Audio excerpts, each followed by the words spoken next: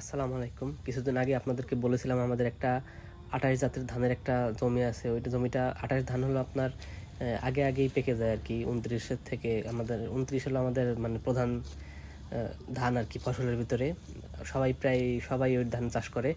আর 28 হলো আপনার ওই যদি কোনো আপনার যাদের 28 মানে খুব কম মানুষ চাষ করে, কারণ ওইটা একটু আগেই পেকে যায় তো, আর ওইটার ফলন কম হয় আর কি, অনেক কম হয়। আর গাছ গাছ আপনার একটু বাতাস হলেই পড়ে যায়। আবার ধানের যে বোটা আছে ওইটাও অনেক নরম আর কি, একটু নাড়াচাড়া লাগলেই ধান একাই মানে ধানের যে শীষ থাকে শীষের থেকে একাই খুলে পড়ে যায়।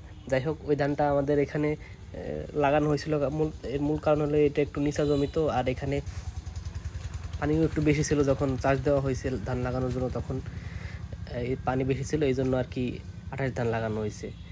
যাই হোক, 29 লাগানোর কোনো ছিল না, মানে চান্স ছিল না, এই জন্য আর কি এটা লাগানো হয়েছে। এখন তো পড়ে গেছে সব ধান, এখন পাকছে ওইটাও আগে। আর অন্যান্য জমির তো সব 29, এটা পাকে গেছে, এখন কাটা লাগতেছে আর কি। বাতাস হয়েছিল একটু, বাতাসে সব পড়ে গেছে, এখন কাটা ফেলাইতেছে আর কি। মানে প্রথম ধান কাটা হইতেছে এবছর আর কি।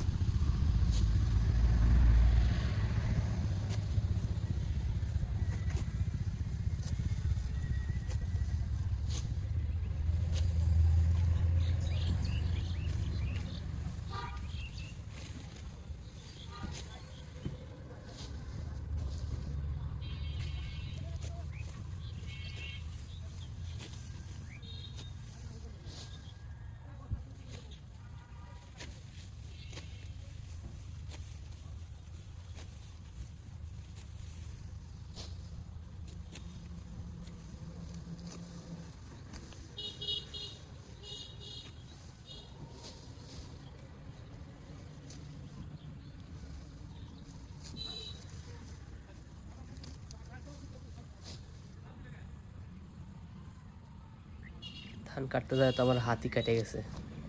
এলো ধান ক্ষেত, কাটা হইতেছে ধান আর কি, অল্প একটু কাটছে আর কি। এই যে কাটা হইতেছে। যাই হোক, ইঁদুর লাগছে তো এখন আর রাখা যাবে না, যত তাড়াতাড়ি সম্ভব কাটে ফেলা লাগবে, ঠিক আছে? এই কালকে সকালে আসা লাগবে, যতদূর করা যায় আর কি কাটা যায়। হাতও কাটছে।